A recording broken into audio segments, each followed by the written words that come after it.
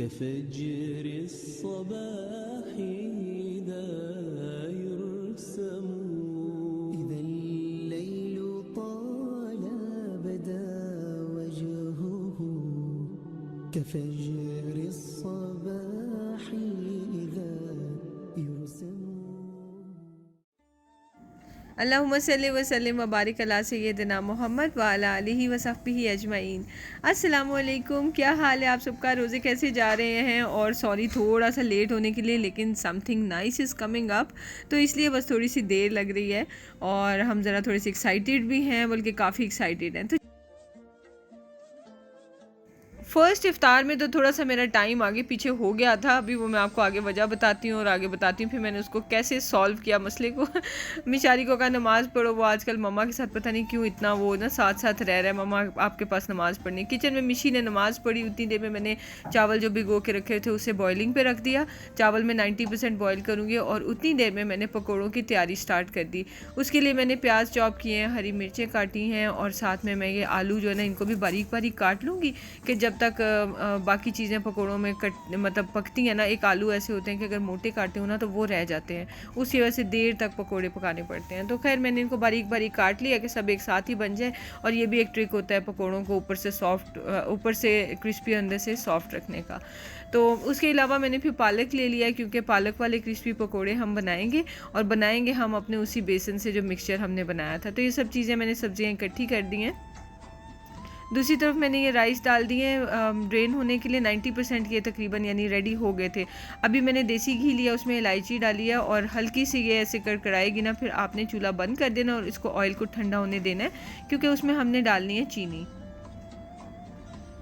अब मैं food colour जो लेके आई थी ना, उनको मैंने कहा कि चलो जी इनका ज़रा एक्सपेरिमेंट करके देखते हैं कि ये लिक्विड है तो ये कैसा रहता है। तो लिक्विड तो काफ़ी अच्छा रहा है और बस मैं थोड़ा थोड़ा सा डाल रही हूँ। नॉर्मली मेरे पास पाउडर होता है या जेल होती है तो उसको मैं यूज़ करती हूँ। तो मैं बना रही हूँ मुतंजन और उसके लिए मैंने राइस थोड़े से निकाल लिए थे, जब ड्रेन किया है ना साथ ही मैंने निकाल लिए हैं थोड़े थोड़े ना, एक एक टेबल स्पून कह लें।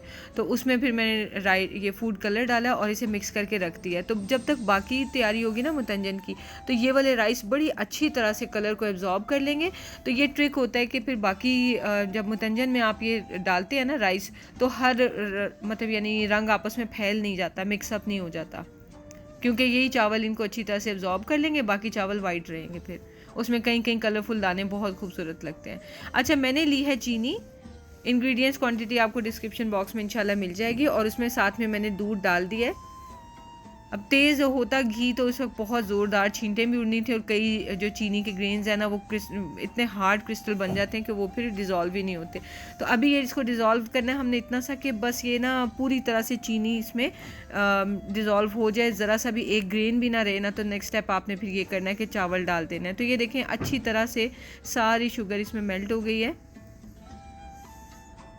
बिल्कुल जर्दे की तरह होती है, बस कलर डिफरेंट डालना होता है ना, थोड़ा प्रोसेस सेपरेट करना पड़ता है। अच्छा, इसमें ड्रेन किए हुए मैंने राइस डाले हैं और अब ये देखें चूल्हा मैंने मैक्सिमम तेज़ कर दिया है और इसको मैं पका लूँगी। जितनी जल्दी एब्जॉर्ब करें पानी को चीनी वाले को, उतना ही अच्छा है। तो ये अच्छी तरह से इन्होंने पानी एब्जॉर्ब कर लिया, नीचे कोई लिक्विड नज़र नहीं आ रहा। तो मैंने फिर इसको इसके ऊपर एक एक साइड पर मैं राइस डालती जा रही हूँ कलर्ड वाले। मेक श्योर नीचे ज़रा सा भी आपको चीनी वाला पानी ना नज़र आए, नहीं तो राइस हलवा बन जाएंगे। सारे मैंने डाल दिए कलर्स और साथ में मैंने बादाम और मेवा जो है ना, वो जो किशमिश होती है भिगो के रखा हुआ था, वो भी डाल दिया है। दूसरी तरफ आ जाते हैं जी फटाफट ये पकोड़ों की तरफ। और पकोड़ों में मैंने वो डाल दिया बेसन मिक्स जो मैंने बनाया था ना पकोड़ों का, और मैंने डाला पानी।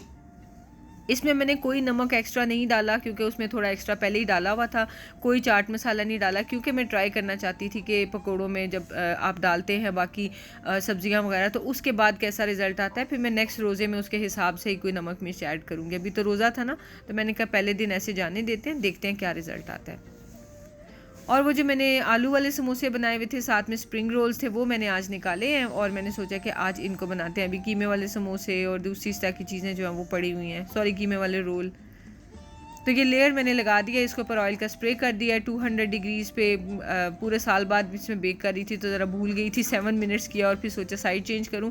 बट नेक्स्ट डे जो है ना 200 डिग्रीज़ पे 15 मिनट्स में ही वो ऊपर नीचे से अच्छी तरह से हो गए थे। सो स्ट्रेट अवे 200 डिग्रीज़ पे 15 मिनट्स लगा दें।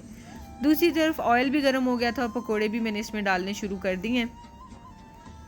रमज़ान के लिए हमेशा मेरे पास जो सबसे बड़ी वाली कढ़ाई होती है ना, मैं वो यूज़ करती हूँ ताकि फ्राइंग का काम जल्दी हो जाए। और दूसरी तरफ ये माश के जो दही बड़े हैं ये मैंने ले लिए और इसमें बस रूम टेम्परेचर पानी डालूंगी मैं, और 5 मिनट में ये जो है ना सॉफ्ट हो जाते हैं। बस ये इतना सा हमारा काम है। और मैंने क्या किया था, इतने मज़े के मैंने बन्स बनाए थे, वो मैं आपसे ना सेकंड डे की इफ्तारी में अब शेयर करूँगी। लेकिन वो आधा काम हुआ, आधा नहीं, क्योंकि मैं लेट हो रही थी, तो वो मैं आपसे कल ही शेयर कर लूँगी, वरना आधी रेसिपी आपको आज देखनी पड़ेगी और वो अगर आप बनाना चाहते हैं उसको तो नेक्स्ट डे की भी आपको देखनी पड़ेगी, ठीक है। तो बहरहाल ये मेरे से गड़बड़ हुई थी कि उसमें भी काफ़ी मेरा टाइम लग गया था। फिर टाइम की एस्टिमेशन पता नहीं क्यों पहले दिन ख़राब हो गई थी। आप में से किस किस की ख़राब हुई और कौन कौन टाइम पे इफ्तार बना के बैठे हुए थे। खैर मैंने उसके बाद फ्रूट चाट लास्ट रह गई थी, उसमें मैंने मैंगो काट लिया, कीवी और ये साथ में बाकी फ्रूट वगैरह भी सारा काट लेंगे, क्योंकि सोच रही थी कि नेबर्स जो है ना उनको भी हम भिजवा देते हैं तो जल्दी जल्दी बना लूँ, क्योंकि 6:30 बजे तकरीबन यहाँ पे 6:20 रोज़ा खुलता है, तो उससे पहले भिजवा दिया जाए तो अच्छा लगता है। भिजाइए कि अभी इफ्तारी सर पे आई हो तो आप भिजवा रहे हो। बहरहाल खरबूजे वगैरह भी मैंने काट लिए हैं, ड्रैगन फ्रूट और एप्पल, इस तरह की चीज़ें, और साथ में अनार डाल लूँगी और इनकी हम कटिंग कर लेंगे।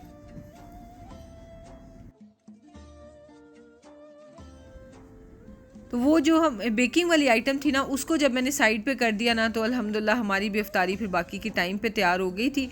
तो खैर पहला रोज़ा था, पता नहीं इतना ज़्यादा रोज़ा लग रहा था। आपका कैसा गया पहला रोज़ा, ज़रूर बताइएगा। इसमें मैंने फिर डाल दिया है ग्रेप्स और अनार वगैरह, और उसके बाद फिर साथ में मैंने जूस भी ऐड कर दिया। और मैं जो ऐड करती हूँ चीज़ें वो यही होती है, मिक्स फ्रूट जूस होता है, शुगर होती है, सॉल्ट होता है और साथ में चाट मसाला होता है। ये फ्लेवर बेस्ट लगता है टिपिकल फ्रूट चाट के लिए। इसमें आप ज़ीरा वगैरह का पाउडर भी डाल सकते हैं, कई लोग डालते हैं, अच्छा लगता है। हर किसी का अपना तरीका होता है, लेकिन फ्रूट चाट किसी के घर भी जाके खाएं तो भी मज़े की लगती है, अपने घर में बनाएं तो भी मज़े की, लेकिन हर एक के हाथ का जायका अलग होता है। मुझे याद आया कि मैंने बनाना नहीं डाला था, तो वो भी मैंने जल्दी से डाल दिया, ऐड कर दिया। और बस अब मैं इनके ना कंटेनर्स में डाल के डिस्पोजेबल में, तो फिर मैं उनको भी दे दूँगी, नेबर्स को भी। यहाँ पे ये बड़ा अच्छा सिस्टम है, डिस्पोजेबल में एक दूसरे को दे देते हैं, बर्तनों का झंझट ख़त्म हो जाता है कि बर्तन वापस करने हैं। ये देखें कितने क्रिस्पी क्रंची से पकोड़े निकल के भी तैयार हो गए हैं। और यहाँ पे इसको भी मैंने 10-15 मिनट के लिए दम दे दिया है। वो जो 90% कसर राइस में रह जाती है ना, जब वो तैयार हो जाए तो फिर उसके बाद आपका ये मुतंजन तैयार हो गया। इसको मैंने मिक्स कर लिया, तो ये देखें कलर बिल्कुल भी नहीं फैला, क्योंकि फूड कलर जब हमने डाला था ना राइस में अलग अलग, तो उसके बाद अच्छा खासा 10-15 मिनट उन्हें लगा था उस कलर को एब्जॉर्ब करने में ना। तो ये देखें बाकी सारे राइस वाइट हैं अल्हम्दुलिल्लाह। तो यही ब्यूटी होती है मुतंजन की ना, कैसे बहुत प्यारे लगते हैं। तो बस जल्दी से मैं कंटेनर्स में डाल दूँगी। छोटी सी वो फैमिली है, उनके इतने छोटे बच्चे हैं कि वो ये चीज़ें खाते भी नहीं हैं, हस्बैंड वाइफ हैं, तो बस मैंने 2 बंदों के जितना कि ताकि उनके घर में भी ये ना हो कि एक्स्ट्रा बन के फ्रिज में पड़ा रहे। उन्होंने अपनी भी तो इफ्तारी बनाई होगी, तो वो मैंने फिर 2 बंदों के हिसाब से भेज दिया है। बस यही चीज़ें डन है। मेरा तो प्लान था कि वो जो बेकिंग वाली आइटम है, बहुत ही मज़े के बन्स हैं, वो कल ज़रूर देखना, वो भी भिजवा दूँ, पर वो मुझे प्लान जो मैंने कैंसिल ही कर दिया है। कल आपको देखने को मिलेगा इंशाल्लाह।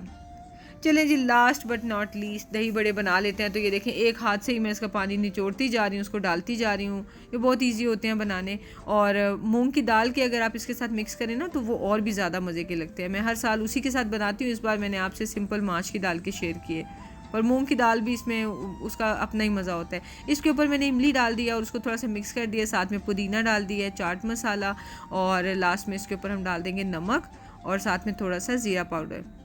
फिर जब ये सर्व कर रहे होते हैं तो निकाल के डाले जाते हैं, तो ये सारे मसाले भी साथ साथ ऐड हो जाते हैं, मिक्स नहीं करना पड़ता पूरा। तो ये है जी हमारी फ़र्स्ट रोज़े की इफ्तार टेबल अल्हम्दुलिल्लाह। और बस ये खजूरें रह गई थी, तो उसको भी मैंने डाल दिया कंटेनर में, और बस हम लोग डन हो गए हैं।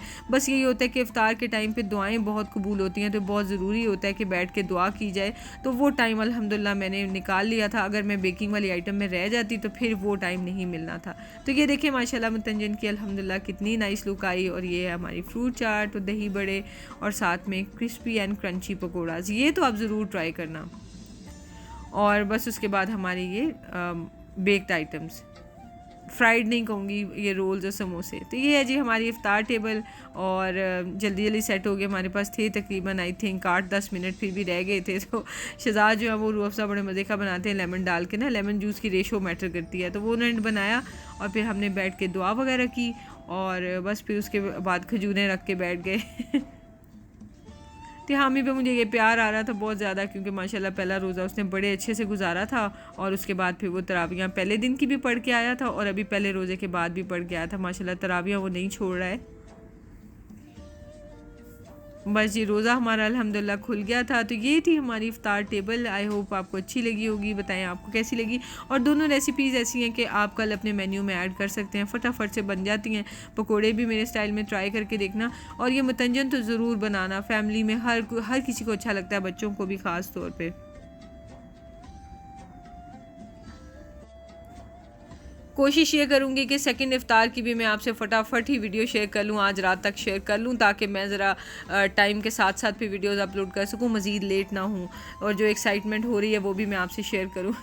तो मिलते हैं इंशाल्लाह नेक्स्ट वीडियो में। दुआ में याद रखें, अल्लाह ताला आपकी रिस्क में, इफ्तार टेबल में बरकत डालें और आपके रिस्क में बेइंतहा इजाफ़ा फरमाएँ, आमीन। हमें भी दुआ में याद रखें, अपना ख्याल रखें। टेक केयर, अल्लाह हाफिज़।